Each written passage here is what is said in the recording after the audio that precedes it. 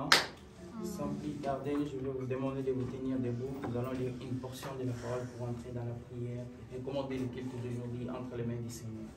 Je suis dans Psaume 150. Je commence au premier verset.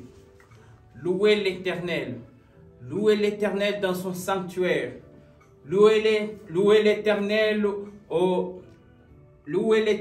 où éclate sa puissance. Louez l'Éternel de ses bienfaits. Louez l'Éternel selon l'immensité de sa grandeur. Louez l'Éternel au son de la trompette. Louez-les avec le luth. Louez-les avec la harpe. Louez-les avec les tambourins. Louez-les avec des danses. Louez-les avec des instruments à cordes. Louez-les avec des cymbales qui retentissent. Louez-les avec des cymbales sonores. Que tous qui respirent louent le nom de l'Éternel. Louez l'Éternel. Oui, à cet effet, nous allons entrer dans la prière, recommander le culte d'aujourd'hui, afin que sa présence soit repérée au milieu de nous. Entrons tous dans la prière et prions. Prions tous, recommandez le culte d'aujourd'hui entre les mains du Seigneur.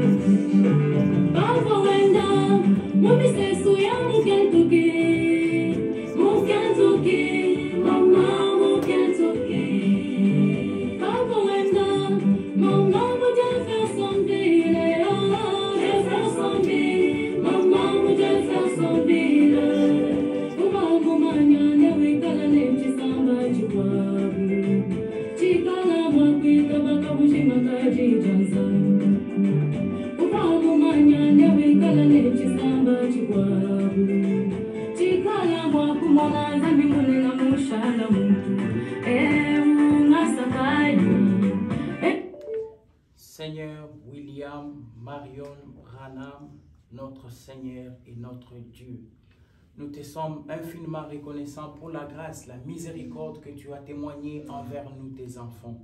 Grand Bill, nous étions endormis comme des cadavres, n'ayant pas le contrôle à notre propre souffle, Seigneur Dieu Tout-Puissant, n'ayant pas le contrôle à notre propre corps, mais toi, Seigneur Dieu Tout-Puissant, tu as envoyé tes anges protecteurs pour camper tout autour de nous. Et voilà, Seigneur Dieu Tout-Puissant, nous venons de nous réveiller, chose que beaucoup de gens en ce moment n'ont pas fait, Seigneur Dieu Tout-Puissant. En ce moment, dans beaucoup de pays, il n'y a pas de paix. Mais Seigneur Dieu Tout-Puissant, tu nous donnes une paix bénie. Amen. Seigneur Branham, nous nous recommandons à toi. Nous te disons merci pour cette grâce et cette miséricorde que tu nous donnes sans argent et sans rien payer.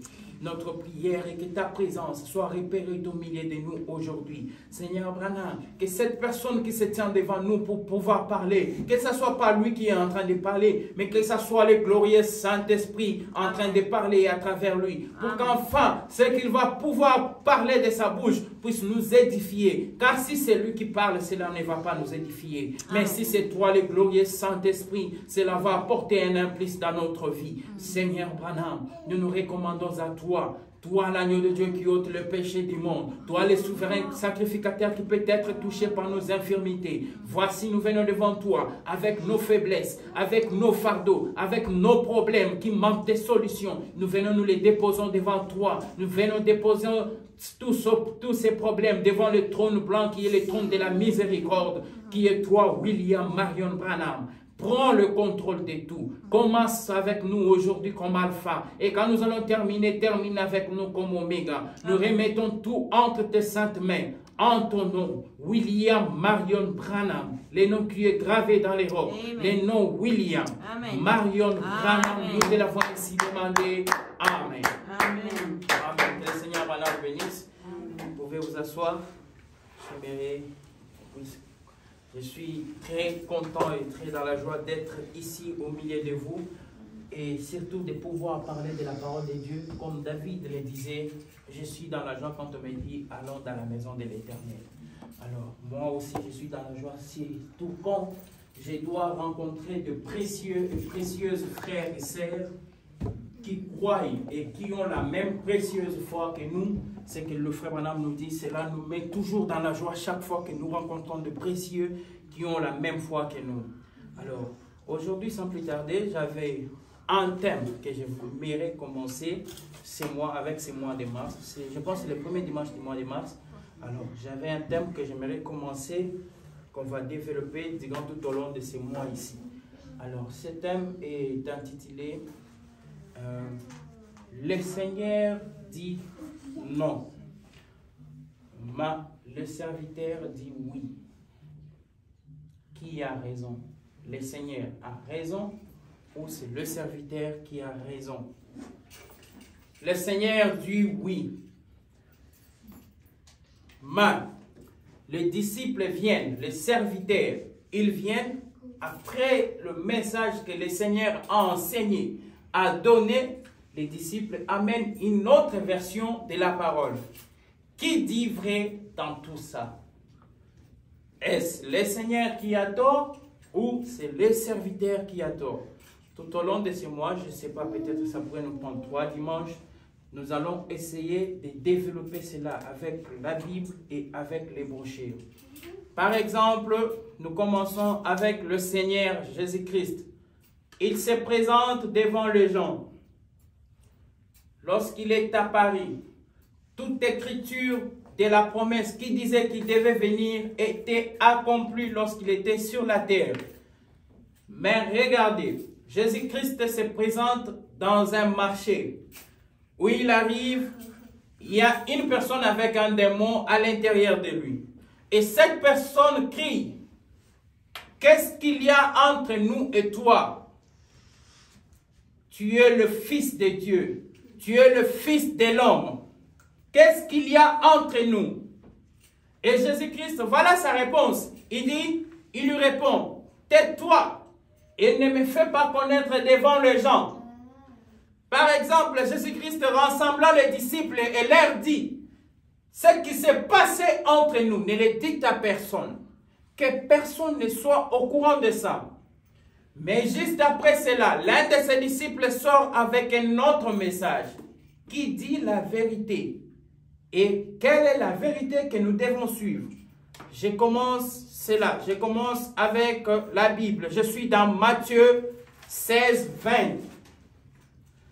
Je commence à lire. Alors il recommanda aux disciples de ne dire à personne qu'il était le Christ. Matthieu 28, 18 à 20. Jésus s'étant approché, il leur parla ainsi. Tout pouvoir m'a été donné dans le ciel et sur la terre. Allez, faites de toutes les nations et de toutes les nations des disciples et baptisez-les au nom du Père et Fils et Saint-Esprit et enseignez-les à observer tout ce que je vous ai prescrit. Et voici, je suis avec vous tous les jours jusqu'à la fin du monde. Voilà ce que Jésus-Christ, rassemblant ses disciples, il leur dit. Faites ceci, faites ceci. Or, regardez la réaction de l'un de ses disciples. Acte 2, 36. Que toute la maison d'Israël sache avec donc certitude que Dieu a fait Seigneur et Christ, c'est Jésus-Christ que vous avez crucifié à la croix. Après avoir entendu ces discours, il est un cœur vraiment touché. Et il dit à Pierre et aux autres apôtres, hommes frères, et que ferions-nous après avoir entendu cela? Pierre leur répondit, répentez-vous et que chacun de vous soit baptisé au nom du Seigneur Jésus-Christ pour le pardon de vos péchés, pour recevoir les dons du Saint-Esprit. Qui dit la vérité entre les deux? Est-ce le Seigneur Jésus? Est-ce Pierre qui dit la vérité? Et j'ai une question à poser aujourd'hui à ceux qui prêchent Jésus-Christ comme étant Seigneur. Jésus-Christ l'a-t-il déclaré de le prêcher comme étant le Seigneur? Est-ce qu'il vous a donné l'ordre de pouvoir baptiser les gens au nom du Seigneur Jésus-Christ? Vous avez tiré ça où? Parce que Jésus-Christ de son vivant n'a jamais autorisé cela. Lorsqu'il a croisé des gens qui parlaient cela, c'était des démons. Il vous a donné le courage de pouvoir publier que Jésus-Christ était Dieu. Amen. Luc 4. Luc 4, je commence au paragraphe 33 jusqu'au paragraphe 35. Il se trouva dans les synagogues un homme qui avait un esprit de démon impur et qui s'écria d'une voix forte, qu'y a-t-il entre nous et toi, Jésus-Christ de Nazareth? Jésus de Nazareth, tu es venu pour nous perdre. Je sais qui tu es. Tu es le Saint de Dieu. Jésus les menaça en disant, vous dites, Jésus l'a menacé, oui. Jésus les menaça en disant, tais-toi et sors de cet homme. Et les démons le jeta au milieu de l'assemblée et il sortit de lui sans lui faire aucun mal. Qui vous a donné le pouvoir de passer du haut de la chair et de déclarer que Jésus-Christ était le Christ? Il est Dieu et que nous devons prendre le baptême alors qu'il réprimande ce qu'il appelle Christ. Alors qu'il leur menace. Vous dites ça, ce n'est pas des menaces. Il menaçait juste l'esprit qui était en lui. Je continue pour confirmer qu'il menaçait ces gens-là. Marc 3, 11 à 12. L'esprit impur, quand il le voyait, il se prosternait devant lui et s'écriait, tu es le Fils de Dieu. Mais il est recommandé sévèrement de ne pas le faire connaître aux gens. Amen. Qui vous a donné le pouvoir de vous tenir debout, vous prédicateurs, croyants, frères, qui vous a donné le pouvoir de vous tenir debout et de dire aux gens de croire que Jésus-Christ est Dieu, alors que lui-même ne l'a jamais autorisé de lui-même. Alors que lui-même, lorsqu'il est venu, bien-aimé frère, lorsque Jésus est venu à l'âge de 30 ans, lorsqu'il fut baptisé par Jean-Baptiste, il a pris le baptême en quel nom? Qui vous a dit de prendre le baptême au nom du Seigneur Jésus-Christ alors que lui-même ne l'a jamais pris? Alors que lui-même a été circoncis selon la loi de Moïse. Amen. Qui vous a donné le droit de pouvoir publier qu'il était Dieu? Amen. Je continue. Je suis dans Matthieu 6, 1 à 6. Gardez-vous de pratiquer votre justice devant les hommes pour être vus. Autrement, vous n'aurez pour récompense qu'auprès de votre Père qui est dans les cieux. Vous qui dites aux gens que Jésus-Christ est Dieu. Voilà ce que Jésus-Christ vous dit. Gardez-vous de pratiquer votre justice devant les hommes pour être vu devant les gens. Autrement, vous n'aurez pour des récompenses qu'auprès de votre Père qui est dans le ciel. Lorsque vous faites l'aumône, ne sonnez pas de la trompette devant toi, comme le font les hypocrites dans les synagogues. Dans les synagogues, quel hypocrite qui disait ça?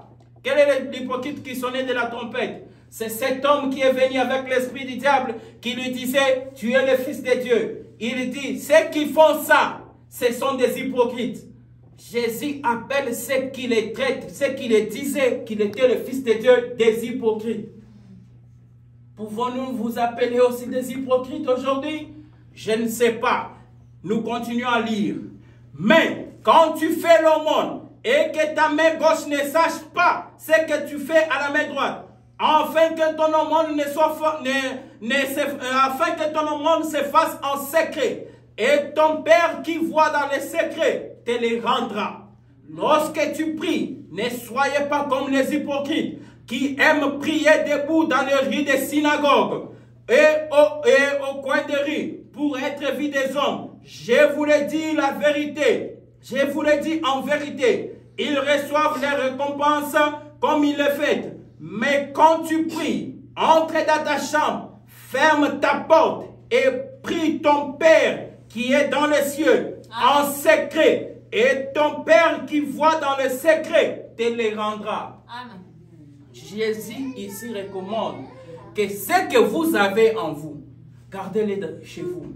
Ne le dites à personne. Alors, collègues, serviteurs, bien-aimés frères qui prêchent aujourd'hui la divinité du Seigneur Jésus-Christ, qui vous a donné le courage de monter du haut de la chair et de dire à l'Assemblée de Dieu que vous devez prendre le baptême au nom du Seigneur Jésus-Christ. Quelle écriture voudrez-vous nous donner que Jésus-Christ prononce de sa propre parole que vous devez prendre le baptême au nom du Seigneur Jésus? Est-ce que Jésus lui-même a pris le baptême en son nom? Non. Il ne l'a jamais pris. Au contraire, lorsqu'il est venu, il s'est identifié à la loi que Moïse avait donnée. Mais il était lui-même cette loi. Il était la plénitude de la divinité corporelle. Amen. Pourquoi il ne s'est pas identifié directement? Lisons, nous allons comprendre. Et nous allons finir par comprendre pourquoi les disciples ont dit ça. Au contraire, lui a dit ça. Amen. Matthieu 16, je lis au paragraphe 13 jusqu'au paragraphe 20. Jésus étant arrivé dans le territoire de Césarée, de Philippe, demanda à ses disciples, « Qui dites-vous que je suis ?» Ils répondirent, « Les uns disent que tu es Jean-Baptiste, les autres Élie, les autres Jérémie, les autres l'un des prophètes. » Il leur répondit, « Mais vous, qu'est-ce que vous leur dites? Qui dites-vous que je suis ?» Simon-Pierre répondit, avec courage, il s'est tenu devant Jésus pour lui dire, « Tu es le Christ, le Fils du Dieu vivant. » Oh, Jésus reprenant la parole lui dit, « Tu es heureux, Simon, fils de Jonas, car ce ne sont pas la chair et le sang qui t'ont révélé cela, mais c'est mon Père qui est dans le ciel qui te l'a révélé. Amen. Et moi je te l'ai dit, que tu es Pierre, et que sur cette pierre, je bâtirai mon église, et que toutes les portes de ce jour des morts ne prévaudront jamais contre elle. Je te donnerai la clé du royaume et du royaume du ciel. Ce que tu lieras sur la terre sera lié dans le ciel. Ce que tu délieras sur la terre sera délié dans le ciel. Amen. Écoutez ici maintenant. 20. Alors il recommanda aux disciples très sévèrement de ne dire à personne qu'il était le Christ. Qui vous a donné le courage? Vous dites aujourd'hui, vous êtes disciples de Jésus-Christ. Il y a beaucoup de pasteurs qui s'appellent disciples de Jésus-Christ. Quelle est la recommandation que Jésus-Christ vous a donnée? De ne dire à personne qu'il était le Christ. Qu'est-ce que vous faites aujourd'hui dans les messages? Qu'est-ce que vous êtes en train de dire aux enfants de Dieu? Oh, vous qui semblez être remplis d'amour pour le Seigneur Jésus-Christ, vous devez publier. Vous qui dites que je suis un disciple de Jésus. Vous qui dites que c'est Jésus c'est Jésus et Jésus seul. Alors, ce que moi je vous demande, vous devez publier ce que Jésus-Christ lui-même a dit de publier. Vous ne devez pas dire vos pensées à vous. Alors, continuons. Matthieu 13, 10. Je suis toujours dans la Bible. Je vais entrer dans le message après. Mais maintenant, je suis en train de dire ce que Jésus-Christ avait dit. Et nous allons voir ce que le disciple, le serviteur ont dit. Et nous allons trouver qui a raison. Matthieu 13 et 10. Les disciples s'approchèrent et lui dirent, « Pourquoi leur parles-tu en parabole ?» Jésus leur répondit, « Parce que il vous a été donné de connaître le mystère du royaume du ciel et que cela ne l'a pas été donné à eux. Car on donnera à celui qui a et il sera à l'abondance. Mais celui qui n'a pas, on notera celui qui l'avait. C'est pourquoi je leur parle en parabole. Parce qu'en croyant, en voyant, ils ne voient point. Qu'en entendant, ils n'entendent ni ne comprennent. Et pour ceux qui s'accomplissent cette prophétie d'Ésaïe, vous entendrez de vos oreilles et vous ne comprendrez point. Vous regarderez de vos yeux et vous ne verrez point. Car le cœur de ces peuples est devenu insensible. Ils ont endurci leurs oreilles. Ils ont fermé leurs yeux de peur qu'ils ne voient de leurs yeux, qu'ils n'entendent de leurs oreilles, qu'ils ne comprennent de leur cœur, qu'ils ne se convertissent et que je les guérisse. Mais heureux sont vos yeux, parce qu'ils voient, et vos oreilles, parce qu'ils entendent. Je vous l'ai dit en vérité, beaucoup de prophètes et justes ont désiré voir ce que vous voyez en ce moment, pour entendre ce que vous entendez en ce moment. Mais ils n'ont pas eu cette chance de l'entendre. Amen. Pourquoi tu parles en parabole? Je suis obligé de parler comme ça. Parce qu'ils ne doivent pas comprendre ça. Et comme ils ne doivent pas comprendre ça, je dois parler en parabole pour qu'ils ne comprennent rien. Oui, bien-aimés. D'ailleurs, chaque fois que Jésus cachait ces choses, il se sentait bien. Lorsque Jésus parlait en parabole et qu'il savait que ce que je fais ici, ceux qui ne sont pas prédestinés à comprendre ce que je dis, ils ne vont jamais comprendre. Jésus se sentait bien. Par contre, il glorifiait Dieu pour que ces gens ne puissent pas voir. Je lis pour confirmer ce que je dis. Matthieu 11, 25. Et en ces temps-là, Jésus prit la parole et dit, « Je te loue, Père, Seigneur du ciel et de la terre, de ce que tu as caché ces choses aux sages et aux intelligents, et que tu les as révélées aux petits enfants. Oui, Père, je te loue de ce que tu as voulu ainsi. Amen. Toutes choses m'ont été données par mon Père, et personne ne connaît le Fils si ce n'est le Père. Personne non plus ne connaît le Père si ce n'est le Fils et celui qui le Fils veut le révéler. » Jésus-Christ était content lorsque personne ne reconnaissait cela. Maintenant, notre sujet aujourd'hui. Lui, il dit ça. Mais son disciple vient, il nous prêche autre chose. Jésus-Christ dit, nous devons faire ceci. Mais lorsque son disciple vient, il nous prêche autre chose. Qui nous devons suivre? Qui a raison dans tout ça? Nous lisons maintenant la réponse du disciple de Jésus pour comprendre ce que le disciple dit. Acte 2, 32 jusqu'à 38. C'est Jésus que Dieu a ressuscité. Nous en sommes témoins, élevés par la droite de Dieu. Il a reçu du Père le Saint-Esprit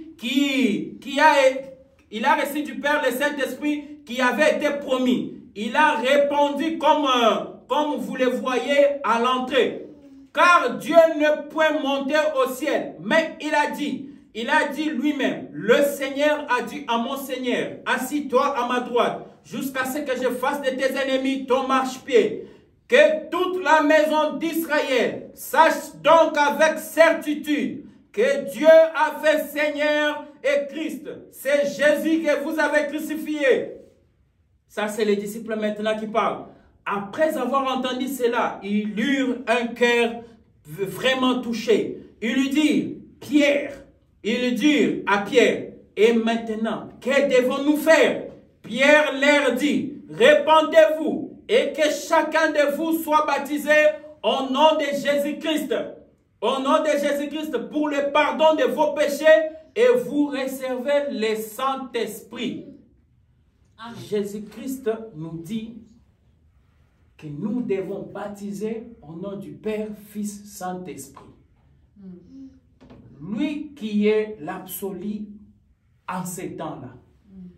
Mais un homme de chair qui est né comme nous vient nous dire que nous devons prendre les baptêmes au nom de Jésus-Christ. Qui a raison et qui a tort? Qui nous devons suivre et qui nous devons laisser? Acte 4, 10 à 12. Sachez-le tous et que tout le peuple d'Israël le sache. C'est par le nom de Jésus de Nazareth que vous avez crucifié, que Dieu a ressuscité des morts. C'est par lui que cet homme se présente en pleine santé devant vous. Jésus est la pierre rejetée par vous qui bâtissez et qui devenait le principe de l'angle. Il n'y a pas de salut qu'en le nom de Jésus-Christ. Mais l'apôtre Pierre, comment pouvez-vous déclarer des choses comme ceci? Vous dites que c'est Jésus-Christ là qui s'est tenu devant nous, qui nous a dit que nous devons baptiser au nom du Père, Fils et Saint-Esprit. Nous devons faire ceci au nom du Père, Fils et Saint-Esprit. C'est Jésus-Christ lui-même qui a refusé lorsqu'on l'a appelé en public qu'il était le Fils de Dieu, qu'il était le Christ. Il a refusé et il a traité de ces personnes des démons. C'est Jésus-Christ lui-même là. C'est celui que tu viens nous apporter en nous disant qu'il est le Christ. Comment ça? Ça nous dépasse.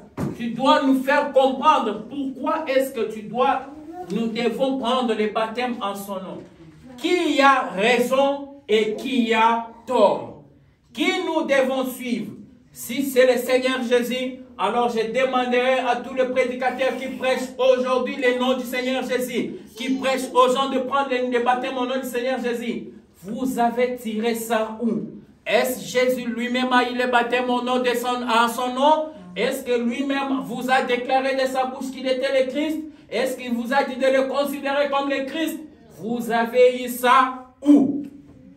Alors, sans plus tarder, je vais commencer à essayer de répondre, de commencer à montrer qui a tort et qui a raison. Mais avant cela, je vais vous montrer, pour vous dire, je vais vous faire voir que tout ce qui se passe doit se répéter au temps de la fin.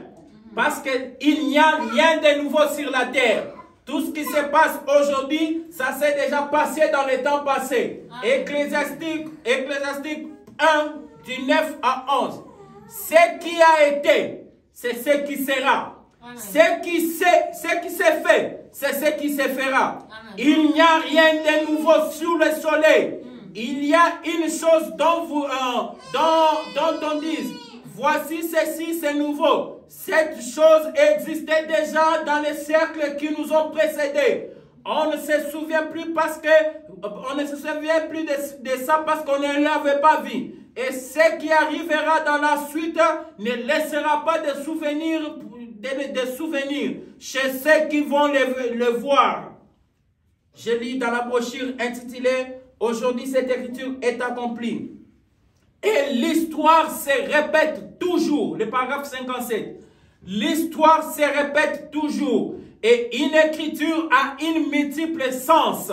Une écriture a une multiple interprétation. 32. Et l'histoire, très souvent, elle se répète. L'histoire se répète. C'est pareil pour la promesse de la Bible. Par exemple, comme dans Matthieu 3, où il est dit, « J'ai appelé mon fils hors d'Égypte. » Maintenant, si vous allez chercher la référence pour ça, il s'agissait de Jacob, son fils, qu'il avait appelé hors d'Égypte. C'était son fils mineur. Mais son grand-fils, son fils majeur, Jésus-Christ, a été appelé hors d'Égypte aussi. Amen. Donc, il y avait ça et une autre réponse composée. L'histoire se répète toujours. Donc, si avec Jésus et ses disciples, il y a contradiction, l'histoire doit se répéter aujourd'hui. L'histoire doit se répéter aujourd'hui. Confirmons maintenant qui des deux a raison. Revenons à notre question de savoir qui dit la vérité entre Jésus et Pierre. Le Seigneur Jésus avait... Je donne maintenant mon point de vue avec des Écritures, pas mon point de vue psychologique, mais le point de vue par rapport à la parole que nous avons lue.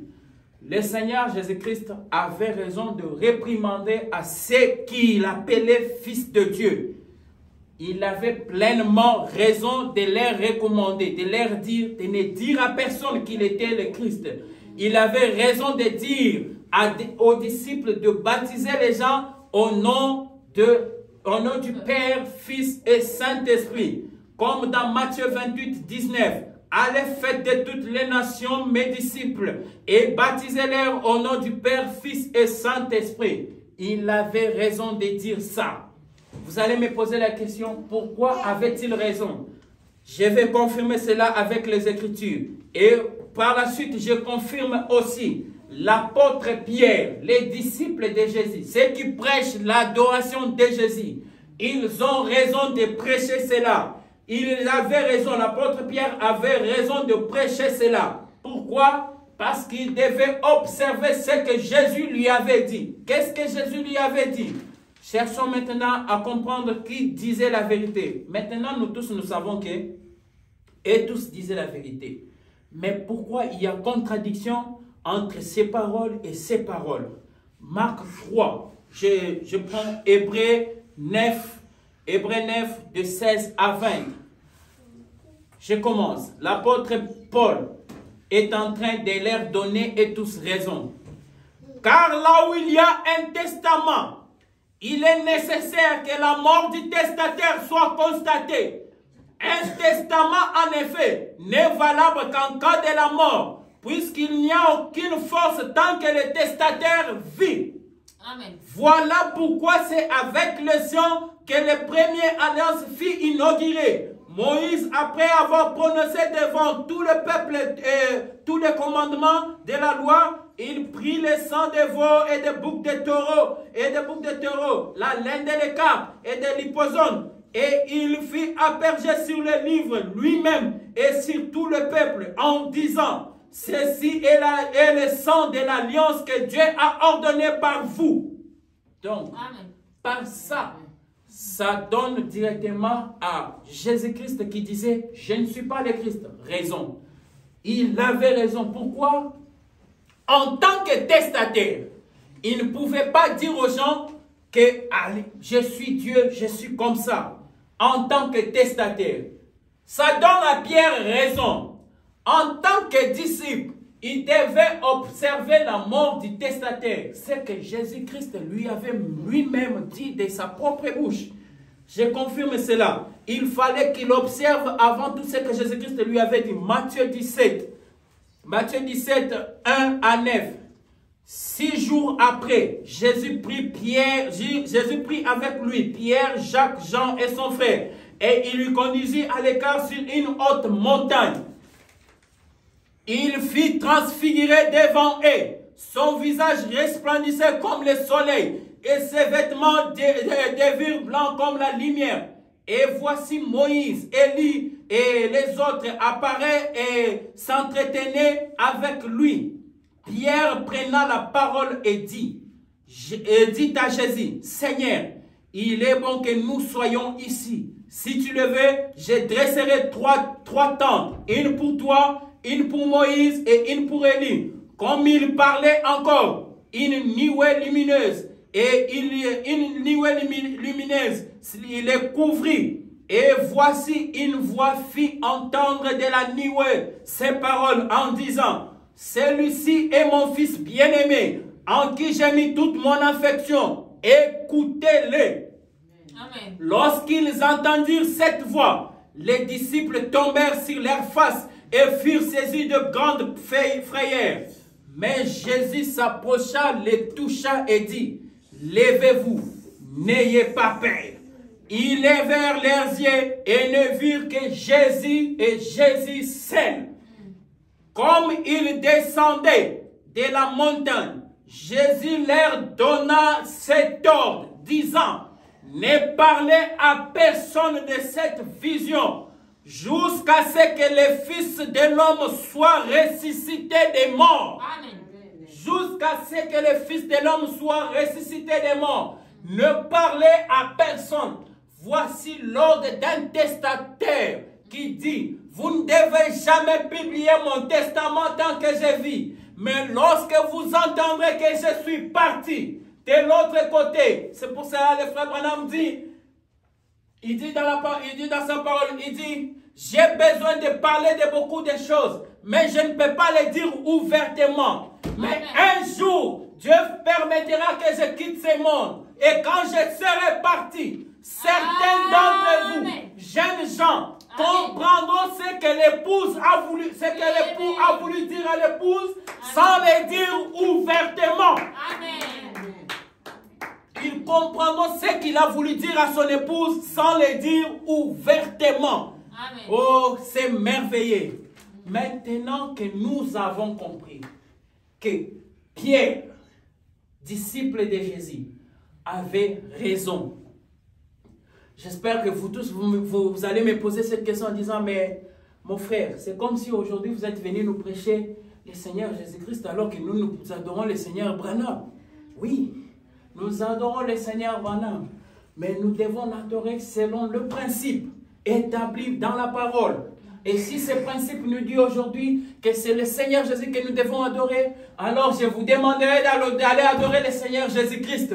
Mais nous venons de confirmer que Pierre avait raison de dire aux gens, allez et faites de toutes les nations mes disciples et qu'ils soient baptisés au nom du Seigneur Jésus-Christ. Pierre avait tellement raison et il devait faire cela car la parole le soutenait de le faire. Jésus avait totalement raison car en tant que testateur, il ne pouvait pas lui-même sonner la trompette. Il devait attendre sa mort pour que quelqu'un d'autre, une personne de chair, vienne sonner la trompette à sa place. C'est ce qu'il devait faire. Amen. Et c'est ce qui doit se faire aujourd'hui, car l'histoire se répète. Amen. Et si l'histoire se répète, si aujourd'hui, comme la parole nous dit, que Jésus-Christ doit venir en ces temps de la fin, amen, il doit venir comme un homme. C'est ce que nous dit Luc 17:30.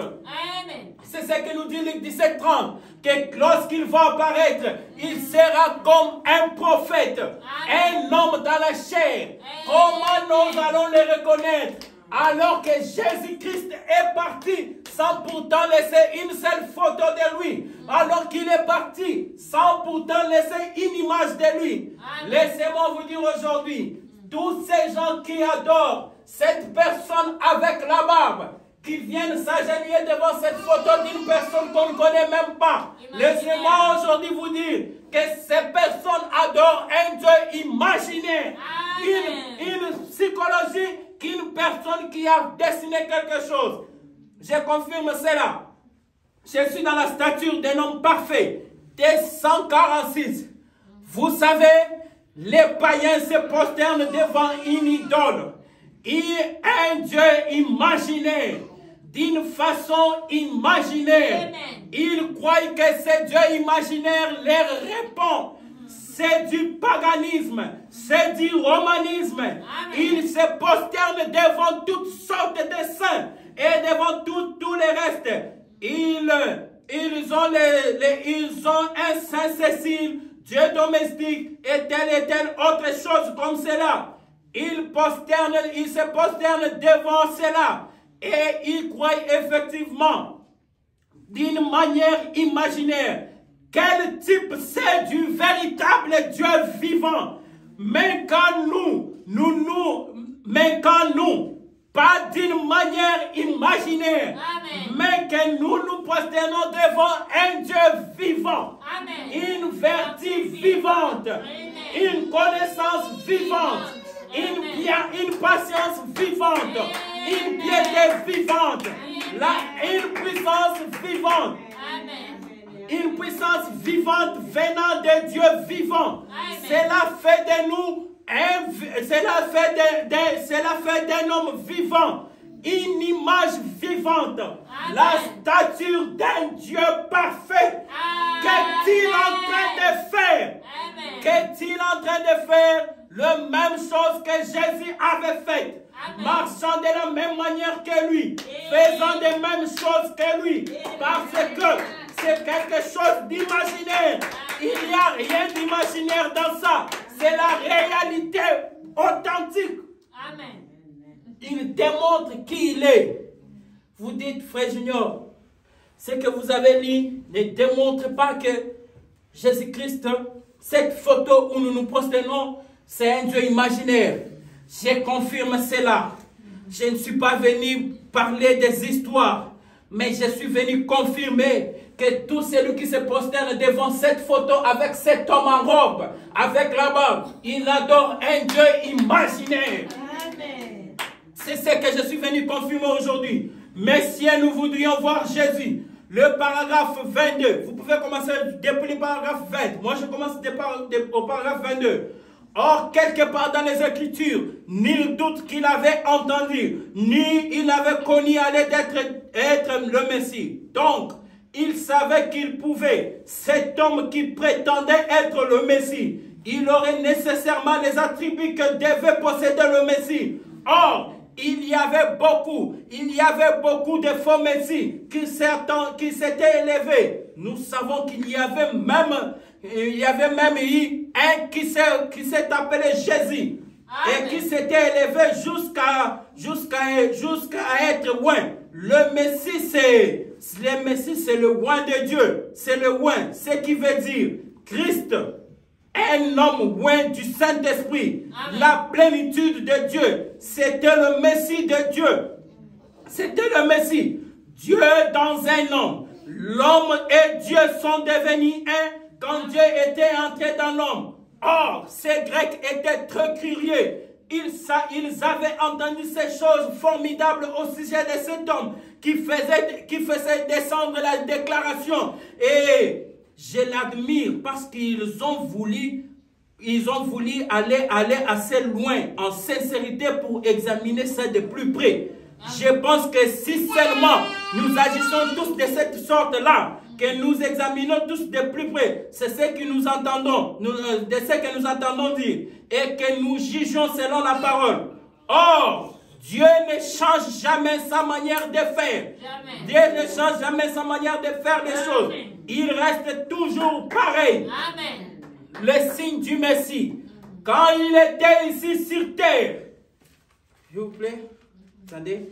Quand il était ici sur terre, il prétendait pas être un guérisseur, mais il montrait au peuple son signe du Messie. Il montrait au peuple son signe du Messie. Et le signe du Messie, c'était connaître les secrets des cœurs des gens. Combien savent cela?